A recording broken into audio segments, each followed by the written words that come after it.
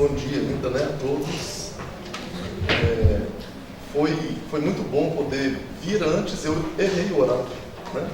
O meu horário, eu acreditava que fosse 8h30 e eu assisti uma apresentação que foi fenomenal do primeiro expositor. Aprendi muito. Então eu começo agradecendo, né? E a forma de agradecer é retribuir fazendo algo. Eu vou tentar fazer algo, podendo falar um pouco da minha vivência e da espiritualidade na terminalidade da vida para vocês. Me sinto muito honrado em ser convidado para esse evento, onde eu pude perceber na programação tiveram temas muito relevantes, especialmente no que diz respeito à saúde, né?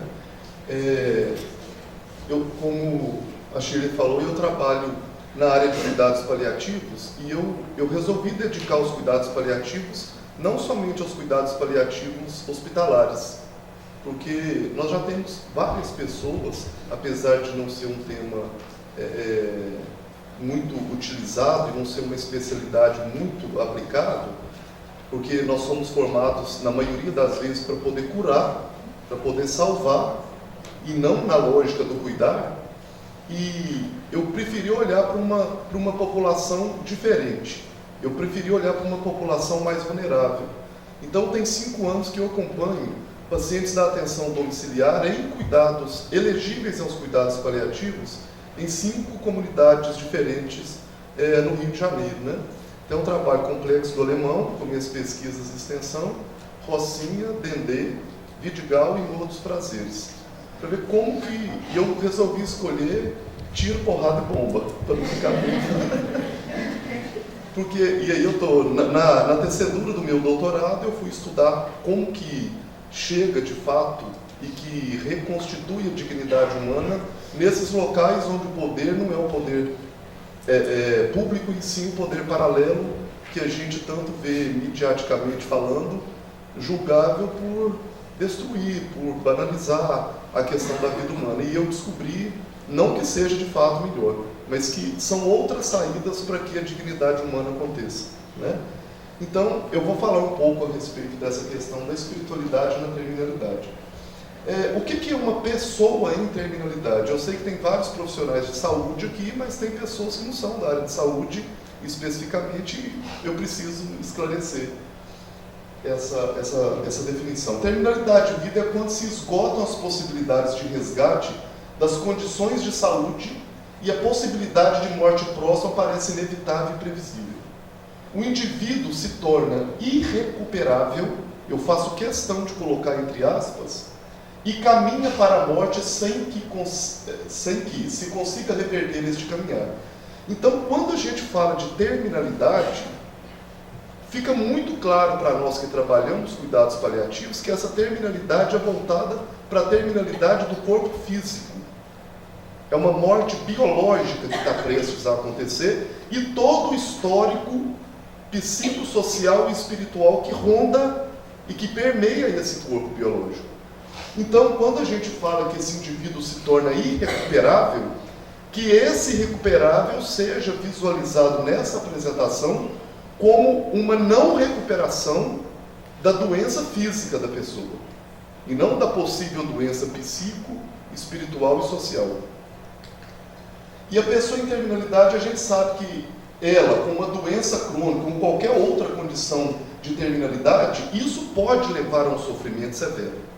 Qualquer pessoa aqui que já cuidou de alguém em sofrimento, né, em terminalidade, ou que conviveu com alguém nesse sentido, percebe-se que há um sofrimento revelado no próprio olhar da pessoa que está partindo e de quem também convive com essa pessoa que está partindo.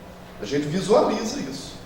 Por maior espiritualidade que a gente tenha, há um certo sofrimento da separação daquele indivíduo com o que está indo. É inevitável um sofrimento. É inevitável, né? E aí, esse sofrimento é qualquer experiência aversiva, não necessariamente indesejada, porque tem gente que quer o sofrimento, que busca o sofrimento, e sua emoção negativa correspondente. Ele é geralmente associado com a dor e a infelicidade. Quando a gente fala sofrimento, tem muita relação com a palavra infelicidade, com a palavra dor. Porém, é interessante a gente compreender esse sofrimento como um sofrimento que vai numa dor, além da dor física que a gente compreende e que as nossas grades curriculares das graduações trabalham, que é o foco na doença física, que eu acho totalmente pleno e necessário, mas que a gente não poderia esquecer enquanto cuidador, muitas vezes como profissional, que o que faz a pessoa sofrer, muitas vezes está além da dor física. A falta, o vazio, o sentimento de incompletude que o ser humano tem, muitas vezes não é o medicamento para a dor, não é a cura da doença. Eu já ouvi muitas pessoas em fase final de vida. Esse trabalho que a gente faz da pesquisa, ele é ligado ao INCA, e no INCA nós temos o INCA 1, 2, 3 e 4. 1 é câncer como um todo, o 2 é ginecológico, o 3 é só mama e o 4 é paliativo. Quando qualquer paciente vai transferir do INCA 1, 2 ou 3 para o hospital que é só paliativo, nós fazemos a comunicação de notícia difícil. E a gente faz a transferência dele de um local para o outro, e todo mundo sabe que se a gente fala INCA de Vila Isabel, INCA 4, o pessoal sabe que é um possível paciente que está caminhando para a terminalidade. E nos cuidados paliativos, nós temos 3 perguntas básicas que eu acho que não podia ser só no cuidado paliativo que a gente tinha que usar, seriam em todas as formas de cuidado. Uma pergunta que a gente faz quando a gente vai abordar a pessoa é: o que você sabe da sua condição? O que você traz de conhecimento do seu estado? Porque às vezes a gente depara para atender alguém e eu começo a tecer uma série de situações que os guidelines nos ensinam, que o Ministério da Saúde me ensina, e que aquilo não é o que a pessoa precisa. Então, o que você sabe da sua condição? É o começo de uma consulta. Segunda, o que você tem vontade de saber? Porque muitas vezes nós enchemos um caminhão de pedra e vamos na casa de alguém que quer fazer uma calçada e a gente ou despeja as pedras todas ou não coloca nenhuma, sem questionar qual a quantidade de pedra que a pessoa quer. Então, o que você quer saber? Até onde? Eu visitei, tem 2 semanas, um paciente com sarcoma de coxa que foi direcionado à equipe do paliativo, e nós chegamos para conversar com ele. Ele tem um depósito de gás e ele está vendendo gás no celular internado. Foi no meio da crise, né? E ele estava trabalhando muito, 27 anos, e aí em fase final de vida. E aí eu fiz essa pergunta para ele, né, no meio de todo o contexto, porque a gente não chega só perguntando isso. E perguntamos: o que você sabe? Eu falei assim: eu tenho um câncer, eu cortei uma perna e parece que tem alguma coisa no pulmão, e mexendo no celular. Segundo, o que você tem vontade de saber? Nada. Não quer que fale sobre câncer, não quer que fale sobre a quimio, eu entendo para tomar isso, eu não gosto nem de saber. Eu já falo com as meninas quando entram assim: não me fala o que é isso. Uma dipironoquimia, eu não quero nem que você me conta. Olha. E terceira, quais suas expectativas? O que você tem vontade de falar? O que você espera de mim que estou aqui junto com você? E ele falou assim: que vocês acabam de correr esse soro depressa, que eu quero continuar vendendo gás e ficar com minhas meninas lá em casa, que esse lugar é ruim, eu detesto isso aqui. É o que quer. Às vezes o que a pessoa quer é pouco para tudo que eu estudei, mas para ele é tudo que ele precisa. E muitas vezes eu parto do meu conhecimento, da minha necessidade. E a necessidade de saúde, ela tem que partir da pessoa. Às vezes eu estou oferecendo muita coisa e a pessoa não quer, né? Então, quando a gente fala de conceito de dor total, eu tenho que pensar em dor em 4 aspectos. A dor que a gente conhece deve ser controlada, e eu acredito que é a primeira que deve ser controlada, porque senão a pessoa não consegue nem revelar os outros sofrimentos, é a dor física. Para isso tem profissões dedicadas a isso, muito estudo, muita evidência científica boa, mas ainda tem muita gente morrendo com dor. Não vou entrar nesse detalhe. Segundo tipo de dor, dor psíquica. Há um sofrimento psíquico muito grande em pessoas em terminalidade que precisam resolver determinadas coisas psiquicamente para que ele tenha uma partida mais tranquila. É outro tipo de dor. Terceiro tipo de dor, e eu considero uma das piores dores, que é a dor espiritual. A dor espiritual é quando a pessoa desconhece e desacredita e não busca mais um sentido para o que ela viveu. Qual é o sentido da sua vida? Tem gente que a gente faz essa pergunta: qual é o sentido de você hoje viver? Eu falo: não tem sentido nenhum mais. Eu perdi o sentido. Essa doença me tirou o sentido da vida. Então, terceira dor. E eu quero que vocês vão pensando durante quais são os tratamentos que existem para essas outras dores. Porque para dor física tem muita coisa. Pode não ser usado, mas tem. Para dor psíquica, tem psicoterapia e tem remédio. Para dor espiritual, que é o tema principal, nós vamos falar um pouco. E o quarto tipo de dor que para mim essa é consequência das outras, é a dor social. É a dor da pessoa abandonada socialmente. E tem gente que você fala assim: não, mas ele está no hospital, o hospital é de ponta. Lá tem uma equipe só que cuida de paciente desse jeito, ele paga muito bem, mas ele é abandonado.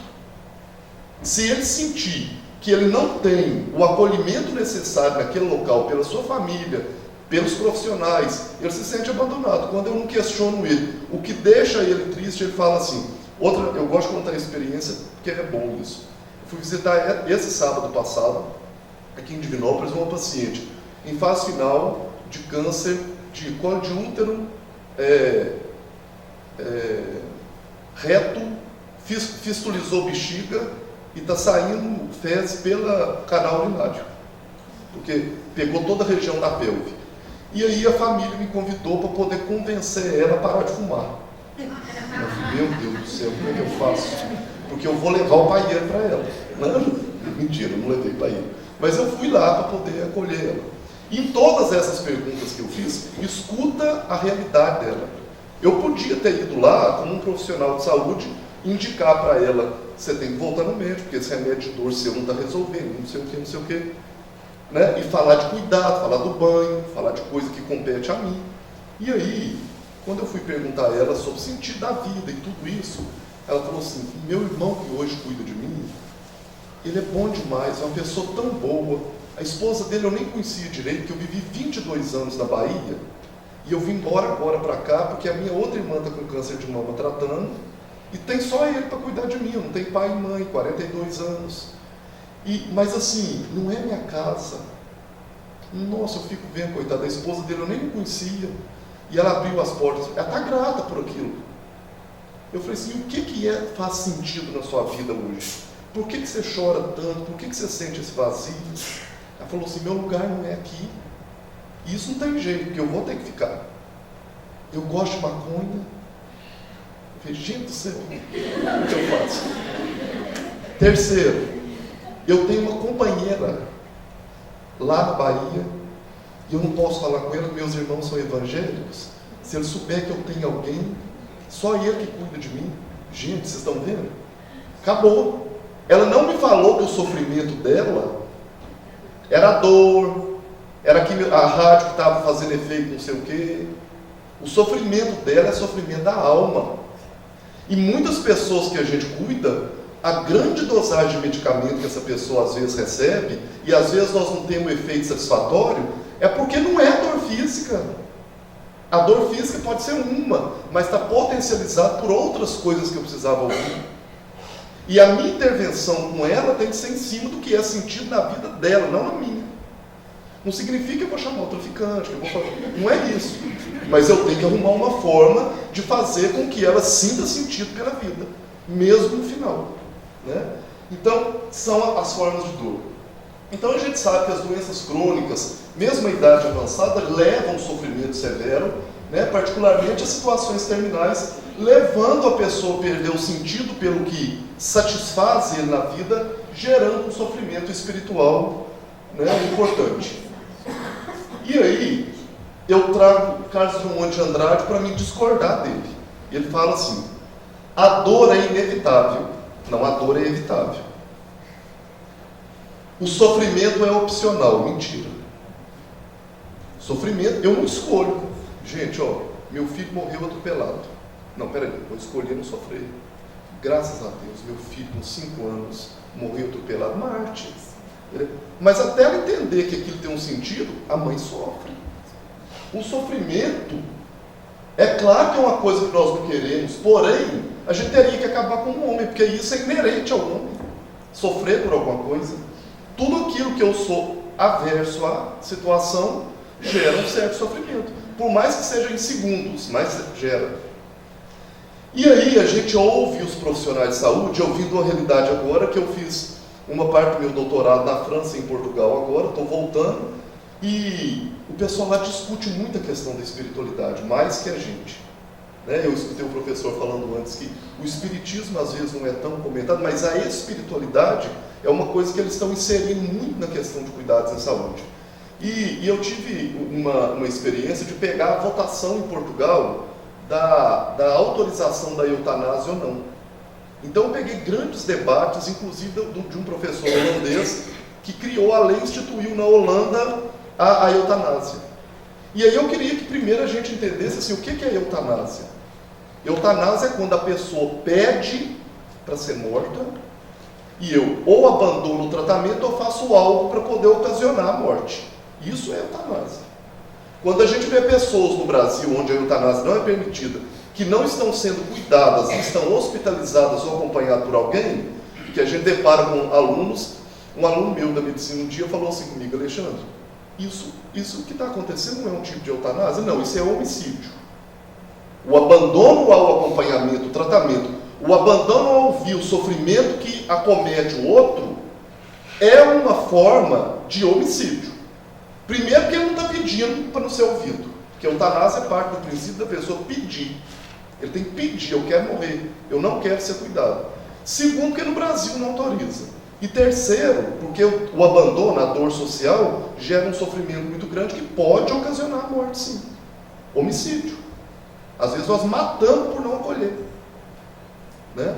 E aí, eles pedem eutanásia porque muitas vezes o que é necessário a fazer não está sendo feito. E aí eu queria comentar que Cicely Saunders foi uma enfermeira, assistente social e médica que instituiu o cuidado paliativo na Inglaterra, foi a precursora de tudo isso, em 1967, e a frase que ela trazia sempre era assim: o sofrimento humano só é intolerável quando ninguém cuida. Muitas pessoas só pedem eutanásia quando estão descuidados. Há situações diferentes? Há.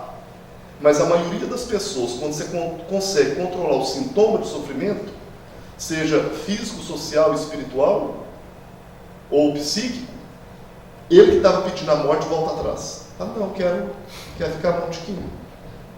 Né? Uma pessoa com uma dor intensa, que você faz o medicamento e diminui a dor, você pergunta a ele, hoje você quer ir no jardim? Você quer ir lá para fora? Quero. Hoje eu quero ir. Ou seja, ele começou a achar de uma certa forma um sentido. Então eu também acredito que dentro de uma filosofia que é dos cuidados paliativos, independente da doença ter cura ou não, a pessoa não pode ser abandonada.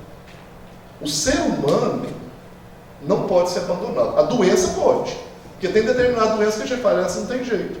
Então tem a terapêutica de acompanhamento para gerar uma qualidade de vida para a pessoa, mas não para a doença, porque a doença está progredindo. E muitas vezes nós da saúde, porque isso não é um problema pessoal, é um problema de formação. A nossa formação não nos prepara, muitas vezes, para poder cuidar quando não há cura.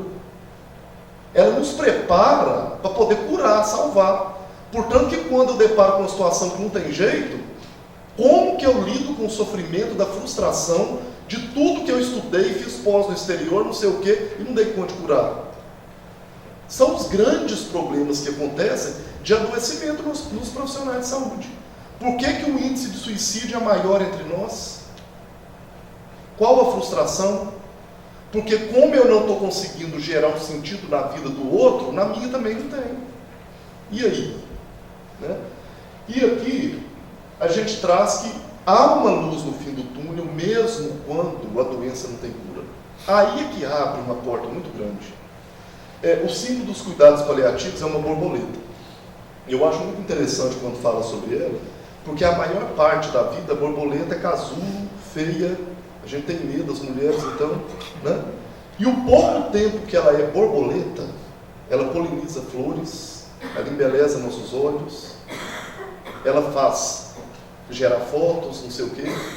Só que o tempo que ela viveu borboleta é mínimo. Se eu, enquanto profissional de saúde, conseguir, por mais que seja 2 horas que resta para essa pessoa viver, que ela seja borboleta, eu tenho sentido na vida e dou sentido à vida dela. Eu tenho que começar a pensar como transformador. A doença é assim um foco.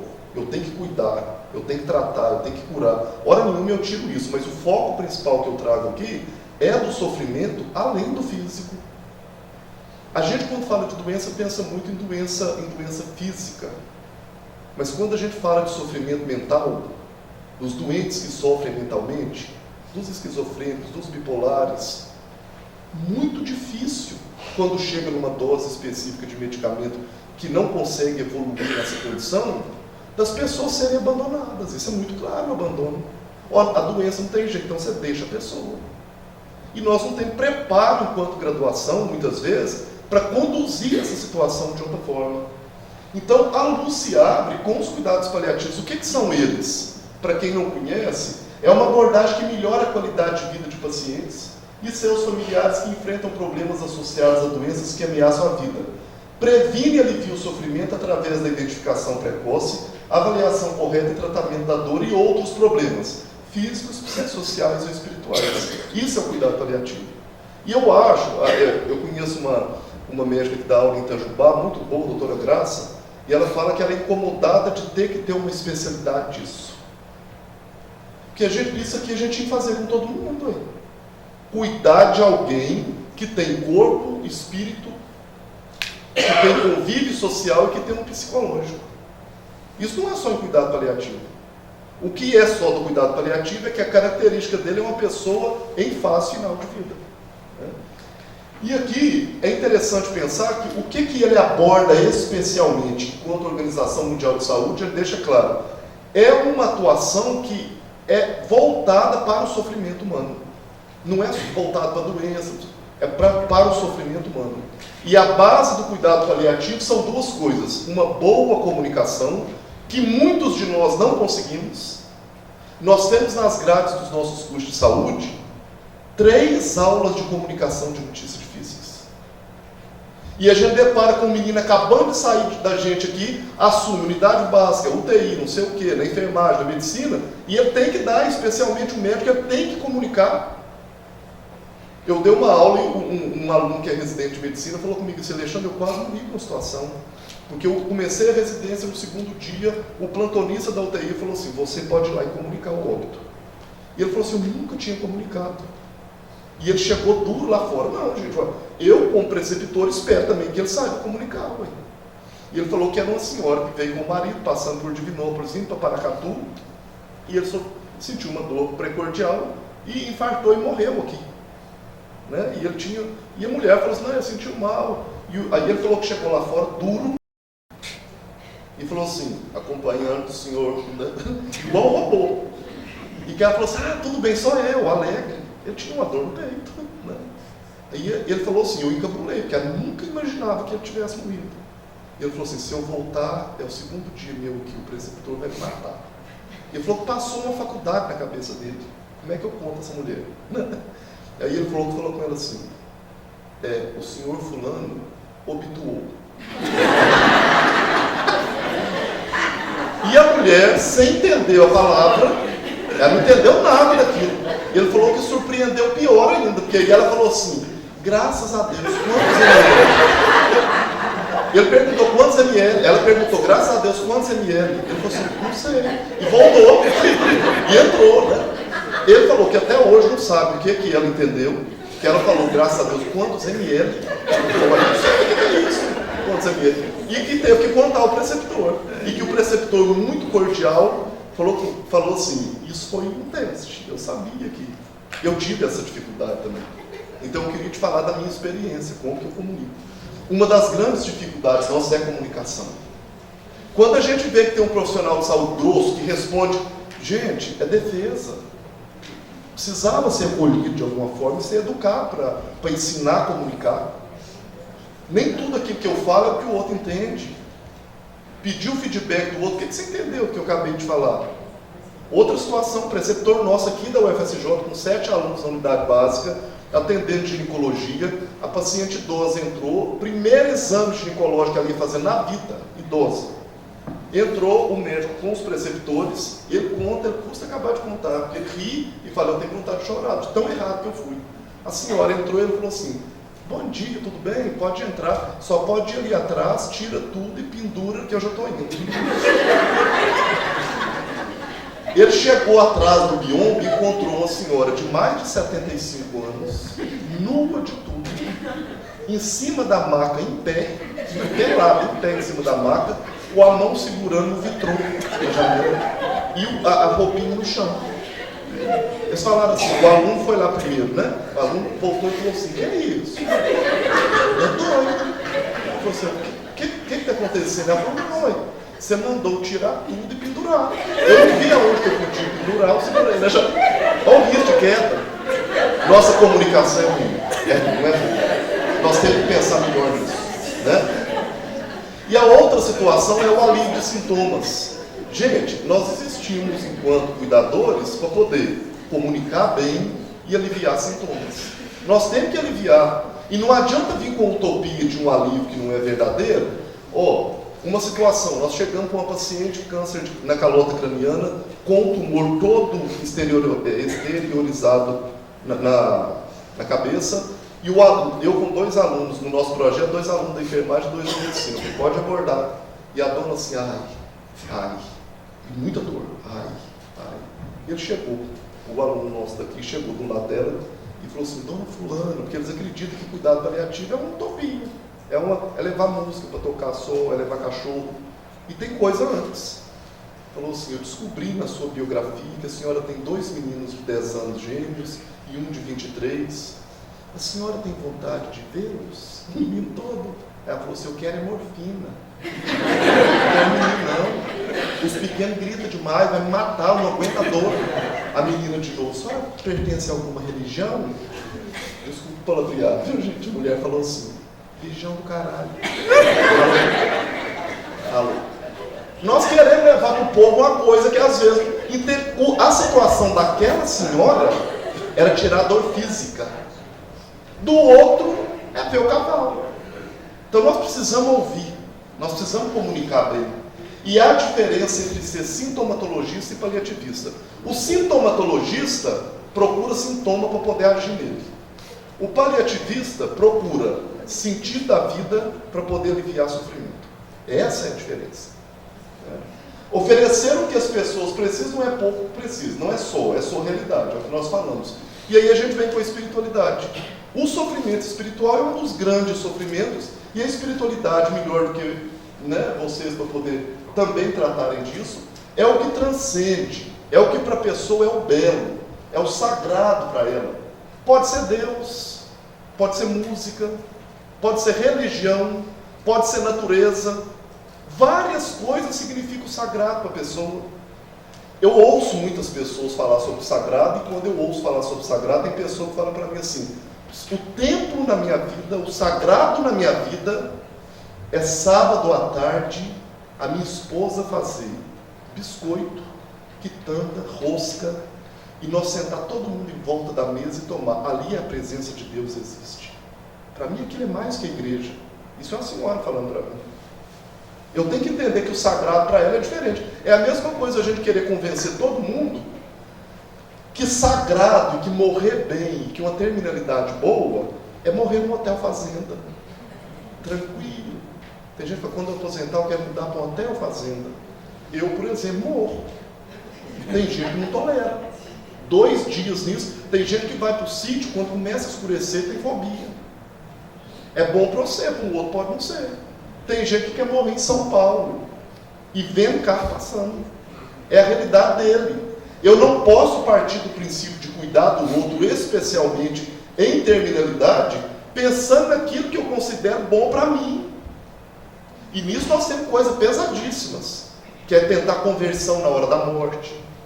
A pessoa já está passando por tanta coisa, você tem que receber uma pessoa que não é o que ela acredita e fala, aceita. Aí para ficar lindo aqui, ela fala, tá, eu aceito.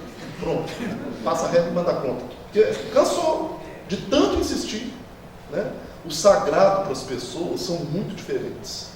E nós temos que entender que atingir uma espiritualidade, ou seja, promover saúde espiritual, é equacionar, reequacionar e possibilitar a pessoa encontrar com o que ela acha que é sagrado para ela.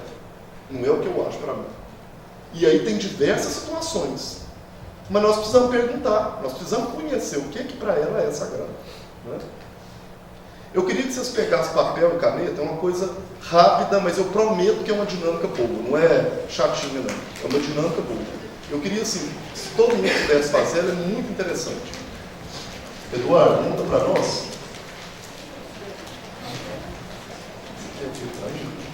O Eduardo vai montar a tela. Aí tá. Gente, ela tem que ser rápida para poder ter efeito. O pessoal da neurolinguística, junto no departamento de neurociência da UFMG, desenvolver essa dinâmica, tem um propósito de falar de sentido da vida. E eu queria fazer isso com vocês, o sentido da vida de vocês. É uma coisa rápida, mas interessante fazer.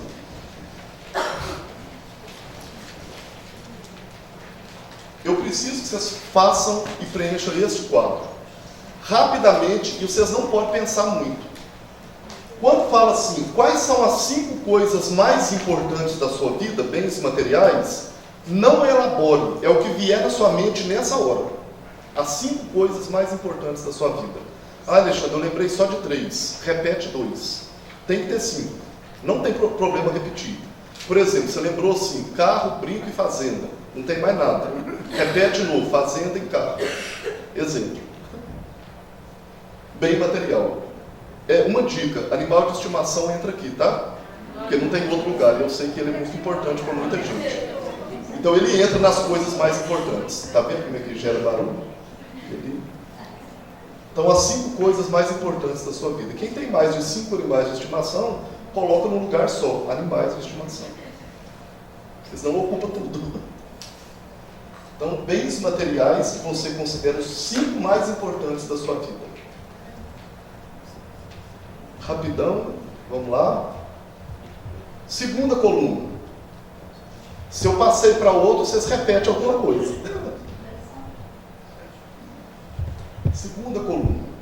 As 5 atividades favoritas da sua vida. O que você mais gosta de fazer? 5 coisas. Entre elas, dormir, comer, viajar, fica à vontade. Eu dei essa dinâmica do pessoal da universidade, da terceira idade nossa aqui. Uma idosa lá no fundo perguntou assim, sexo? Pode? Eu falei, só quer contar que faz. Pode.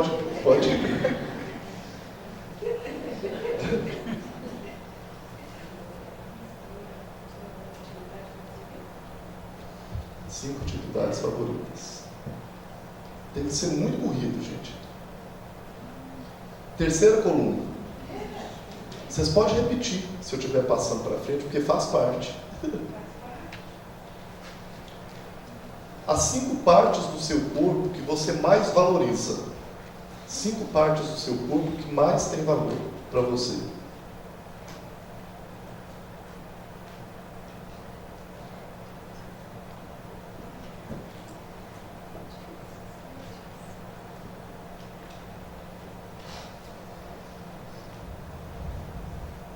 Vamos? Se não deu 5, repete. Porque realmente não pode ser elaborado, é só o que vem na cabeça na hora mesmo. Os 5 valores que você acha mais importante na vida. 5 valores. 5 sentimentos.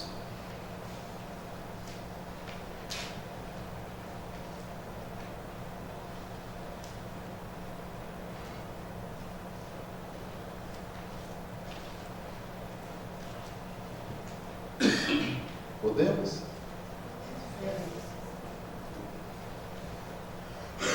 E por último, eu acho que é um dos mais difíceis que tem, você escolher 5 pessoas mais importantes da sua vida.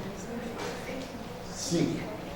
Gente, vocês não precisam pôr nada por obrigação, porque vocês vão rasgar o papel, viu?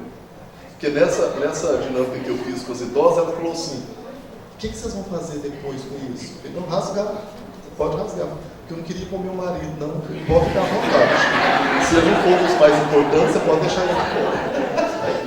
Porque às vezes não é, ué. Às vezes tem gente muito mais importante que ele. No final tem que ter 25 itens.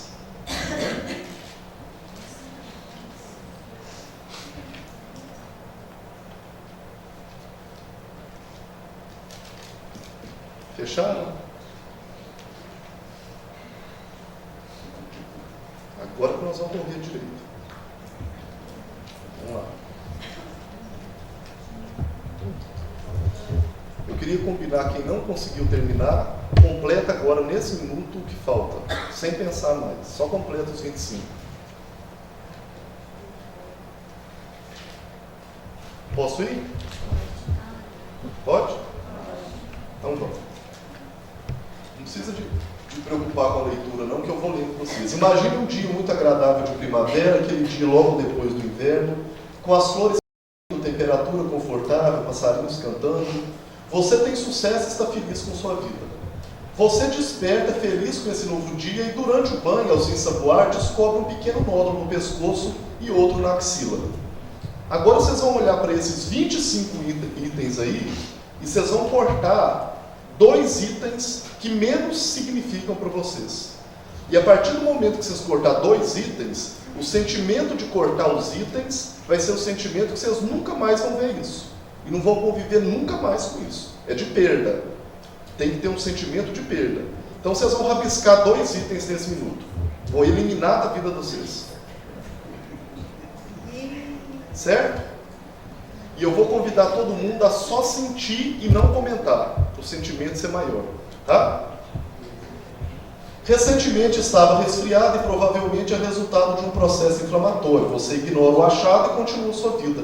15 dias depois, os nódulos permanecem no mesmo lugar. Corte mais 2 itens. Qualquer lugar. Vocês vão cortar item de qualquer lugar. 2. Você tem estado ocupado e se sente muito cansado. Provavelmente o resfriado está voltando, você pensa. Já teve cistos mamários e por racionalizar a sua vida, você marca uma consulta com o médico. Corte um item. O médico, após examiná-lo, solicita uma mamografia e diz, eu tenho certeza de que não é nada, mas vou pedir uma biópsia. Nesse caso, faremos no final de semana, ok? Corte 3 itens. Vocês não podem nem falar, nossa. Só sentir. Corta 3. Elimina. Você decide fazer a biópsia, o médico lhe informa que precisará fazer uma pequena cirurgia para isso e que aproveitará para retirar os nódulos. Mas que você pode ficar tranquilo, que será um procedimento simples e que provavelmente, certamente, o nódulo é benigno. Mas mesmo assim, corte mais 2 itens. Eu queria que vocês olhassem para a folha agora e nessa pequena história, o que vocês já perderam? Só sente. O que já não existe mais numa situação como essa. Você acorda na sala de recuperação do centro cirúrgico e sente vários curativos no seu peito. Seu sentimento é de muito medo e no final dessa história, o médico lhe comunica que o nódulo, infelizmente, era maligno. Por isso, corte 4 itens. Rapidão. Corte 4.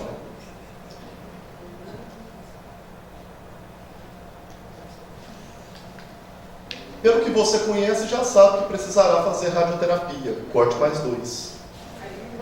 Não pode falar não, gente. Só cortar.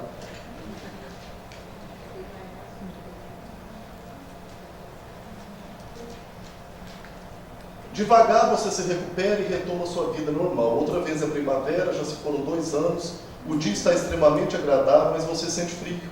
Você ignora o frio, mas também está com um pouco de falta de ar. Corte 2 itens.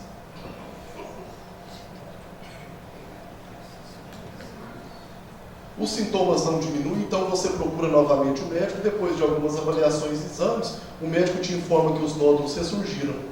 Será necessário iniciar quimioterapia, pois não poderá mais repetir a radioterapia no mesmo local. Corte mais 2 itens. Numa certa manhã você não sente energia suficiente nem para se sentar. O médico te diz que a quimioterapia não está funcionando e que ele quer suspender o tratamento. Corte 3 itens. Sem falar. Difícil, né? 3 itens. O que sobrou? Só para vocês olharem para isso aí. O que ficou no final? Porque é tudo muito parecido. Normalmente, a gente sabe o que fica. Olha aqui. Você acorda e parece que sua vida está andando muito devagar, sua visão está turva, você não sente suas mãos e seu espírito parece estar longe de tudo. Você pensa que pode ser por causa das medicações fortes para a dor, mas questiona se isso seria o primeiro passo para a morte. Porém, você não tem energia nem para perguntar. Corte o resto. Corte o resto. Corta tudo. Elimina tudo. Você morreu.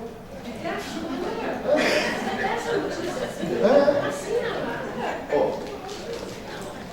eu queria ouvir de pelo menos umas pessoas com uma palavra só. Qual o sentimento de fazer essa dinâmica? Realidade, a melhor. Realidade. Dificuldade, perda, ansiedade, medo. Excelente.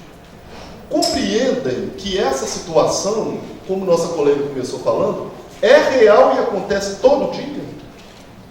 Acontece com outros. Quando eu sou profissional de saúde, eu convivo com pessoas que estão fazendo cortes e eu posso deparar com minha própria ceifadura. Nós deparamos com isso todo dia. O idoso, o adolescente, todo mundo depara. E conviver com isso, eu quero trazer essa dinâmica e eu reflito em cima disso, porque nós falamos que espiritualidade é aquilo que dá sentido à vida. E vocês colocaram no papel as 25 coisas que mais te dão sentido à vida. Será que quando nós cuidamos de outros, nós colocamos os 25 itens que dá sentido à minha vida, ou eu ouço e tento acolher e resgatar a espiritualidade, resgatando os 25 itens que dá sentido à vida dele? Qual que é o sentido da vida dele? O que eu posso fazer para o sentido da vida dele? Nós precisamos, enquanto profissionais de saúde, enquanto cuidadores, pensar mais nisso. E quando fala que a gente não estuda espiritualidade nas nossas graduações, eu queria que vocês entendessem que isso é um passo grande para quem quer trabalhar a espiritualidade, porque nós não definimos que saúde tem um cunho físico, psíquico, espiritual e social. Então, se eu cuido de alguém espiritualmente, eu cuido de alguém tentando resgatar de fato aquilo que dá sentido à vida dele. Eduardo, volta para nós, por favor.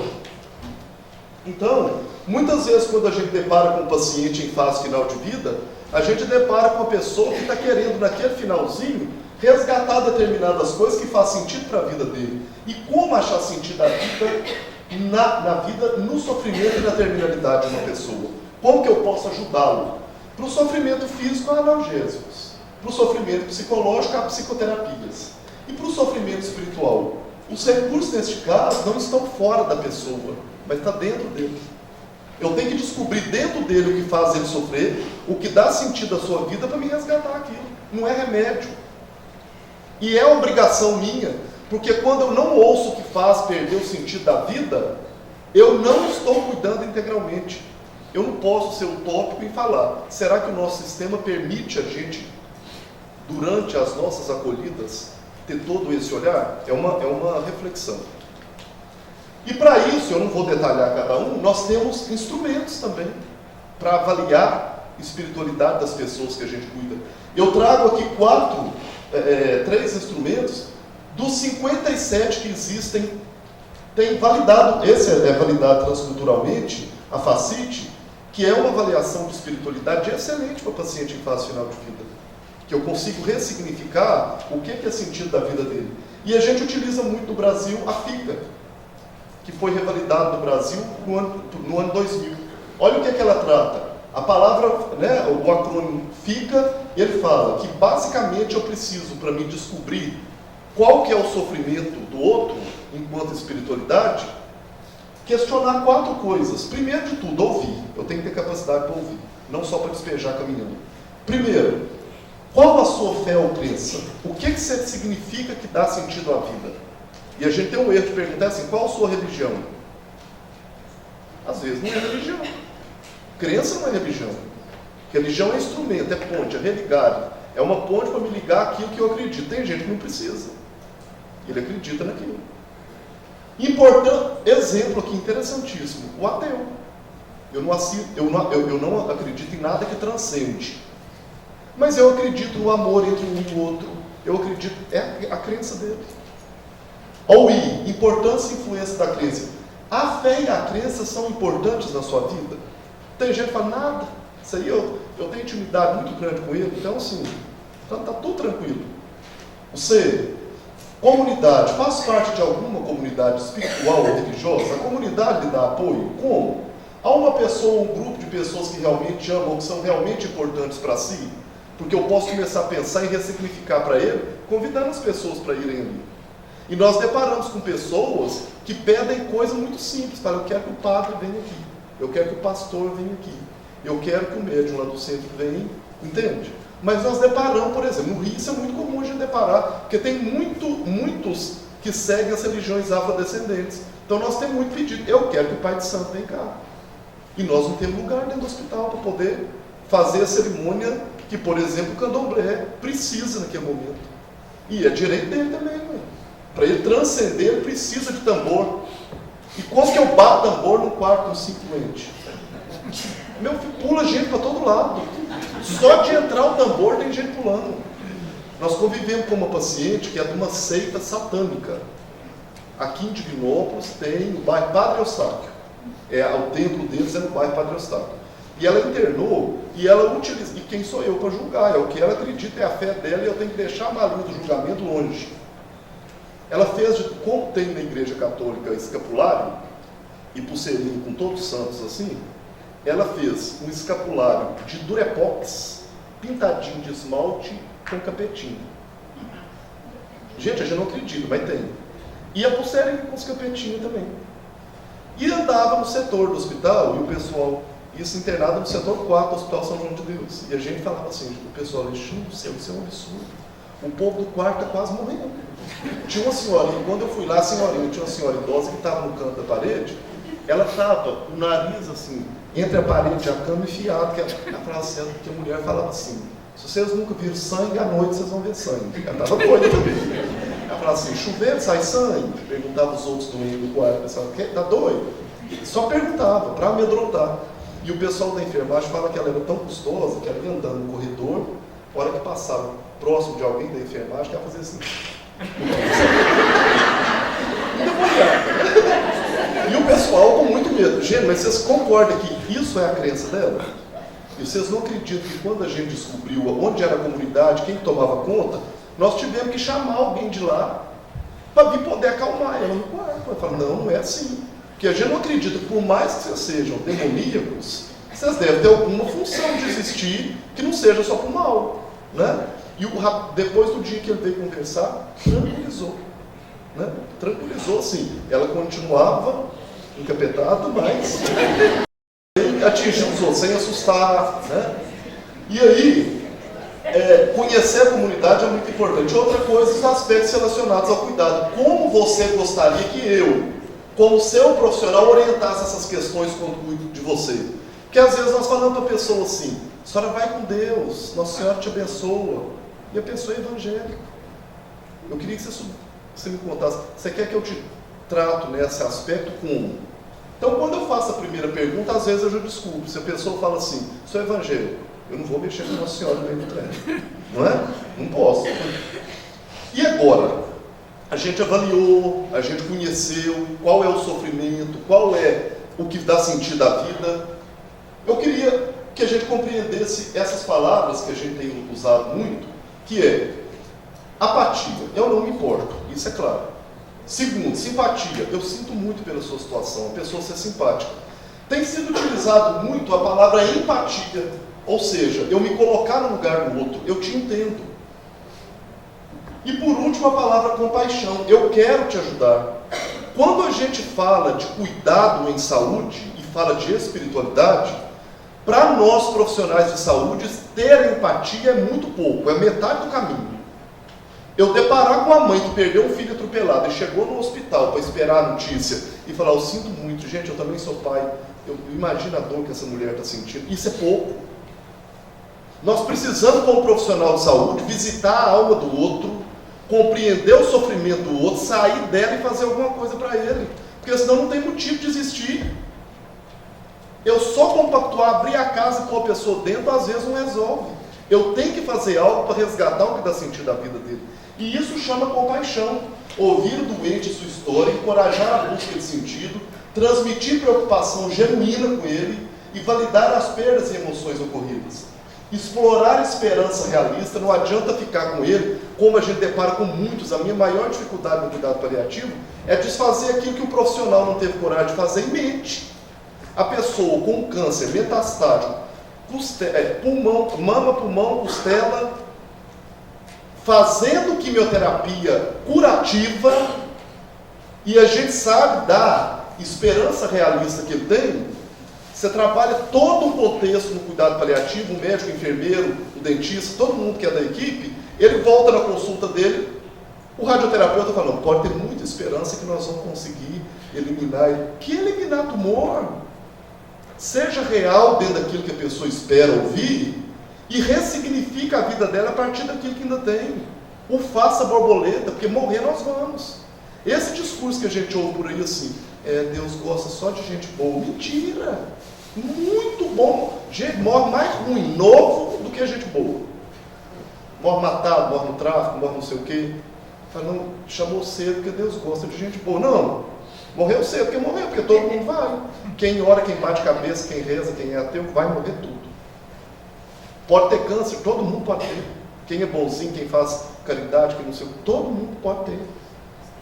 Pode ter.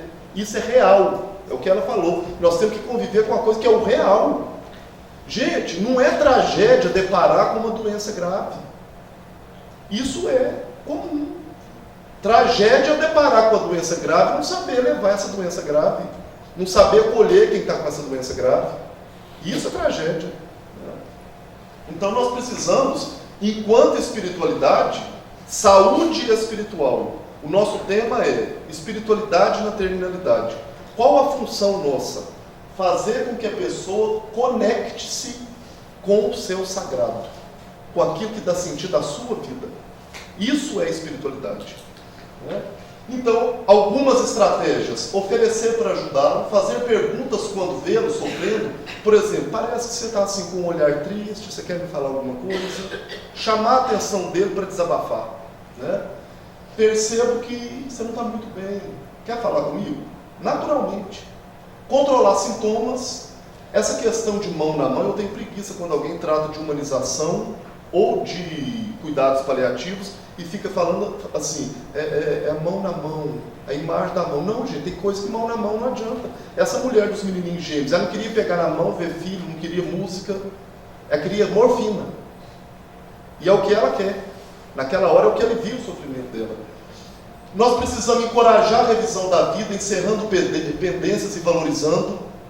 Tem gente que está morrendo e tem que resolver determinada coisa. Eu estou mentindo para ele que aquela situação não é real. Eu acompanhei um menino em cuidado paliativo, 18 anos, leucemia. Quando eu entrei no quarto, estava o pai, a madrasta e a namoradinha dele, com um prato de comida, de sopa. Come. Um menino da cor dessa toalha, nas últimas 72 horas de vida, e um olhar de sofrimento muito grande para não magoar a família, e ninguém falava nada. A comida chegava, o menino não queria comer, a família fazia de conta que ele estava morrendo, ele também fazia, para não chatear a família, e os profissionais entravam e saíam sem ninguém comunicar nada. Aí quando eu cheguei, a madrasta falou assim, Alexandre, graças a Deus você chegou, agora você vai fazer comer. O que você quer, fulano? Alexandre, pelo amor de Deus, eu não aguento isso mais, eu não quero comida, eu quero paz. 18 anos, eu quero paz, eu quero sossego. Foi uma ponte para eu poder falar isso. Nós precisamos saber ouvir. O para ele não era comida, para a família pode ser. Nós precisamos chamar a família lá fora, esclarecer o que está acontecendo, o que pode acontecer e o que dá sentido à vida dele nessa hora. Aí a gente acha assim, ceda ele, que ele não tem um sofrimento. Cedar é fácil, né? Apagar a pessoa para não ver é fácil. O grande limiar da qualidade de vida está entre qual a dosagem que você dá de medicamento para tirar dor, para tirar sofrimento, mas mantê-la conectada com o que é sagrado. Mas para muita gente mais fácil é dopar a pessoa. Que aí pronto, apaga todo mundo e espera a morte. Às vezes é necessário, muito, mas nem sempre. E fazemos muitas vezes sem necessidade. Então tenha esse cuidado de encorajar uma revisão, encerrar a pendência, muitas vezes é nessa hora. Eu cuidei de uma senhora de 84 anos que quando eu fui trabalhar em significação com ela, falou assim, tem 7 filhos, ela falou, eu queria que você chamasse minha filha mais velha para mim, que eu tenho um problema sério que eu tenho que falar para ela. A filha tinha 60 e poucos anos, ela falou assim, ela não é filha do meu marido, que foi a vida inteira pai dela. E isso me fez sofrer a vida inteira. E para eu morrer tranquilo, porque a gente chega a perguntar, você tranquilizar para essa partida ser leve, o que você precisa? E ela me revelou que eu queria contar a filha. Chamamos a filha, quando a filha chegou à beira do leito, né, nós falamos, é ela que quer conversar. A mãe, gente, toda ansiosa, em fase final de vida, a filha dela falou assim, o que a senhora quer falar, mãe? Ela falou assim, eu queria te falar, minha filha, que, assim, ela falou assim, é sobre meu pai, a filha. Ela falou assim, não precisa me falar não, sei que ele não é meu pai biológico a vida inteira. Eu escutava a senhora quando eu era nova conversando, a mulher já sabia. E nós estávamos impedindo de descobrir o sentido da vida daquela mulher mesmo, indo embora, que todo mundo já sabia, mas que a gente podia possibilitar um encontro tão simples. E a gente possibilita que a pessoa encontre o sagrado na vida nos pequenos encontros. Esse encontro foi um encontro maravilhoso. A filha abraçou a mãe e falou, obrigado, mãe, pelo pai que a senhora me deu. Ele foi um pai perfeito. Pronto. Estava todo mundo morrendo para contar. Passou 60 anos para poder falar isso. E às vezes naquele finalzinho eu consigo fazer da vida da pessoa borboleta. Encorajar a meditação, reequacionar expectativas, facilitar a expressão religiosa. Não temos que deixar o paciente receber assistência espiritual. Temos é que promovê-la. Muitas vezes a gente fala, não, eu deixo o pastor entrar. Não! Assistência espiritual você pode dar. Quando você conecta ele ao sagrado dele, você está fazendo assistência espiritual. Né? E fechando, eu acho que a gente precisa, quando a gente depara com uma pessoa em fase final de vida, pensar em fazer essas 5 coisas que a gente possibilita dele no sagrado. Permitir que ele se perdoe, que ele perdoe o outro, que ele diga que te ama ou não, que ele se deixe amar e ele se despedir. Nós podemos fazer isso. Isso é nosso também. É nosso. Porque a morte é natural, faz parte da vida. Eu não posso esconder que isso existe. E eu trago uma experiência prática que nós realizamos aqui. Essa senhora, Dona Gasparina, a família me permite apresentar. A Dona Gasparina, nós começamos a acolher ela no cuidado paliativo, ela com câncer de intestino metastático de peritônio, em fase final de vida, com uma filha, essa filha cuidando dela. Nós deparamos ela no leito de hospital com um sofrimento muito grande, com a saúde física totalmente muito bem assistida. Muito bem assistida. Mas um sofrimento no olhar muito grande de sofrimento de estar indo embora. 75 dias de internação, 15 dias sem conseguir levantar mais para ir ao banheiro, 4 litros por minuto de oxigênio, esperando a morte. A gente depara com vários assim. E é aquela cena, a cadeirinha do lado da família, é assim, os nossos hospitais são assim, né? A pessoa olhando o teto esperando a hora. A família fazendo de conta que não sabe que ela está morrendo, os profissionais também e ela também. E pronto. E o sofrimento ia embora. E aí, quando a gente foi perguntar a ela, né, eu estou resumindo, de todo o significado, porque a consulta do paliativo engloba tudo também, tem exame físico, tem anamnese, tudo. Porque a saúde física também tem que ser olhada. E aí, quando a gente vai acolher ela, que ela fala das expectativas, das 3 perguntas, uma pergunta: o que a senhora sabe? Sabia tudo. O que a senhora quer saber? Nada. Quais são seus desejos e expectativas? Tem exatamente tantos dias que eu não vejo meus netos, eu queria ver meus netos de novo. Eu tinha vontade de ver meus netos. Outra coisa, eu completei 50 anos de casado, eu vivi a vida inteira esperando fazer bodas de ouro. Era o meu sonho. E meu marido, por eu estar desse jeito, eu não gosto que ele venha me ver, porque ele vai sofrer de me ver assim, e eu tenho muita vontade de ver ele, mas eu não quero que ele venha me ver e ele também não tem coragem. Gente, o que estava fazendo aquela mulher sofrer não era o câncer. Era a falta de sentido na vida de realizar a coisa que ela precisava no finalzinho. E aí, quando a gente acolhe pelo paliativo, o nosso projeto, eu estou parado com ele um ano, porque eu estou de licença para terminar o doutorado, mas assim, só oncologia que eu estava conseguindo, porque é muita gente, né? E aí, esse oncologista que era médico dela, eu liguei e ele falou assim: Alexandre, atendeu. Quando é telefone seu, eu já repito, eu tenho medo do que você inventa. É porque o que dá sentido à vida, muitas vezes, não é aquilo que a gente está, né, acostumado no dia a dia. E aí, quando eu falei com ele, ó, nós temos que planejar a alta dela, você precisa de pensar nisso. Nós fazer um casamento, nós ajeitar, que é casar em casa. Tinha um Avan de Pirinópolis, lá em Goiás, esperando para vir um velório, porque nós temos que fazer esse povinho casamento. E tem um senhor que toca sanfona, ele podia vir, porque toca sanfona, o caixão fica muito demais. É melhor eu tocar para ela, né? E aí nós conseguimos, com os alunos daqui preparando e fizendo tudo isso, né? Nós conseguimos preparar a garagem da casa dela, os alunos... Eu cheguei nessa casa, tem uma aluna nossa da medicina aqui, que ela foi Miss na cidade dela, lá no Paraná, sabe? Uma menina bonita, autônoma, estava no 5º período de medicina, eu cheguei, ela estava varrendo esse chão, ajoelhada, varrendo esse chão. Eu falei, o que você me fala que você está sentindo? Né? Ela falou assim: Alexandre, eu estou dando sentido à vida dela, mas hoje eu entendi o sentido da minha vida nessa profissão. Nossa, eu era incomodada de estudar só guideline. Eu acho que a gente pode estudar coisa mais. Eu estou dando sentido à minha vida com isso. Olha que interessante, né? E quando nós fizemos isso, nós possibilitamos que acontecesse o casamento, né? E nesse momento, o senhor Ezequiel, a vida inteira trabalhou em carvoaria, na roça, e ela também, os dedinhos dele ficavam. A hora que estava na hora de entrada do casamento, ele estava com outra camisa, e ele falou assim: gente, minha camisa não está combinando com o vestido dela, não. O neto pegou a moto, buscou essa camisa para ele. O significado que a gente estava dando era para a morte. A gente estava cuidando de uma doença que não tinha cura, então nós abandonamos ela. Aqui não, a morte vai vir, vai, para você também. Só que o nosso sentido volta quando a gente pensa no cuidado espiritual, no que dá sentido à vida dela.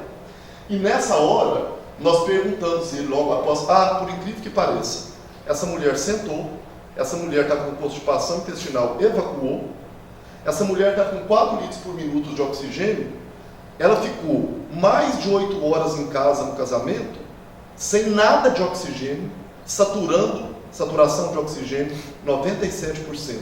A dor das pessoas são da alma, muita gente sofre na alma, não é físico. Nós temos que ter olho para isso. Olha essa foto. Essa foto foi exatamente 71 horas e 30 minutos antes da morte dela. Essa mulher tem brilho no olho ainda. Tem resgate. Nós falamos com ele: só tem vontade de falar alguma coisa para ela? Ele falou assim: ela é uma pessoa muito boa, Alexandre. Eu falei: não, para ela. Aí ele começou. Ele falou assim: Gasparinho, você é uma pessoa boa, você é brava. Não deixa de, né, dar uma... Você é bravo, mas você sabe que você é a mãe dos meus meninos, você cuidou demais, a sua comida é uma das melhores. Na simplicidade dele, ele falou o valor que essa mulher tinha. Ali ia morrer sem ouvir isso. Ele nunca deve ter falado. Olha a ressignificação. Eu podia morrer tranquilo também. E ela toda daquele jeito. E a senhora quer falar o quê? Primeiro eu quero falar que eu sou boa mesmo. Ela falou: sou brava, minha comida é uma das melhores. Ela repetiu tudo. Mas segundo, eu queria falar também que eu ficava em casa, mas você pode ter certeza que eu seria um marido muito bom. E começou a falar na linguagem dela. Falou para cada filho. Falou para cada neto. Ela falou: despedir-se. E no final de tudo ela falou assim, que eu achei muito bonitinho, que eu nunca tinha ouvido: eu sou analfabeta de escrita e de leitura, mas eu posso contar para vocês, a minha doença não teve cura, mas hoje, mesmo doente, é o dia mais feliz da minha vida. Nós podemos fazer da pessoa borboleta, nós podemos abandonar a doença, mas a pessoa não. Nós temos que pensar nisso. Isso é na festa do casamento. E o que significa para nós tudo isso é o amor, que a gente fala como algo muito subjetivo e que ele tem que objetivar-se. Algumas referências, e eu fecho com essa fala. James: Quando tocar alguém, nunca toque só um corpo. Quer dizer, não esqueça que toca uma pessoa e que neste corpo está toda a memória de sua existência. E mais profundamente ainda, quando toca um corpo, lembre-se de que toca um sopro. Que este sopro é o sopro de uma pessoa com seus entraves e dificuldades. E também é o grande sopro do universo. Assim, quando toca um corpo, lembre-se de que toca um tempo. Obrigado, gente.